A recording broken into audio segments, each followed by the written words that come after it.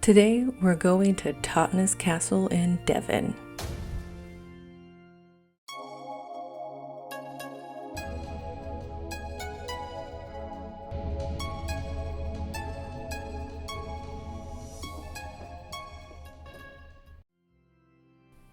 Totnes Castle. It looks like a round stone wall on a hill, which is exactly what it is. Some say it's the Shell Keep. Others say it's a circle of rocks where pigeons like to hang out. Technically, both are correct. Our story begins in 1066, when William the Conqueror started handing out bits of England like party favors to his mates. One of those friends? Hugh of Totnes. He got this plot and thought, yeah, I'll stick a fort on that big mound. At first, it was made out of wood, which is basically like building your fortress out of an IKEA flat pack. It probably looked lovely until somebody sneezed near a candle. By the 14th century, they had to rebuild it. This time they built it out of stone, which is much harder to set fire to, unless you're a dragon, which Devon has none of those. Ooh, look, a Skyrim door. Basically, my whole life in England is based around looking at places that remind me of Elder Scrolls. Anyway, back to this real castle. The new castle was made out of stone, and it was called the Shell Keep.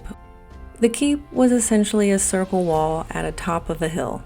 Inside, they had a few wooden buildings, probably for their medieval hobbies such as sword polishing and plague catching.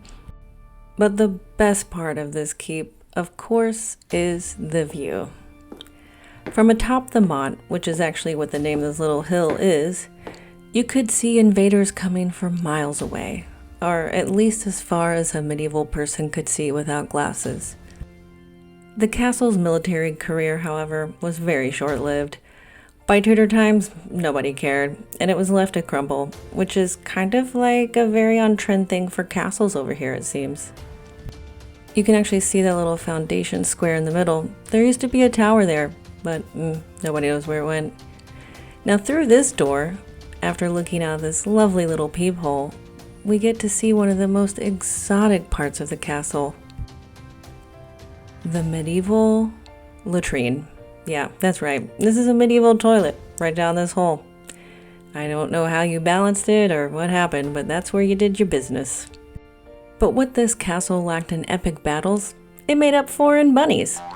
Giant bunnies, according to the local legend, of course. Enormous rabbits burrowed under the mound. Were they the protectors of the castle? Or were they just extremely ambitious bunnies with a passion for architecture? No one truly knows. The idea of huge rabbits secretly holding up a castle does make a lot of sense. If you've ever tried to get rid of rabbits in your garden, you know they're basically indestructible and they just keep replicating.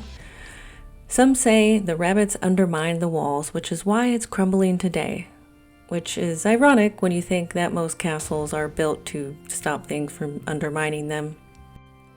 Either way, the rabbits are still remembered. Whether they were real, imaginary, or just an excuse for poor construction, the answer is unclear. But giant rabbits are definitely far more fun than a bunch of scary headless ghosts.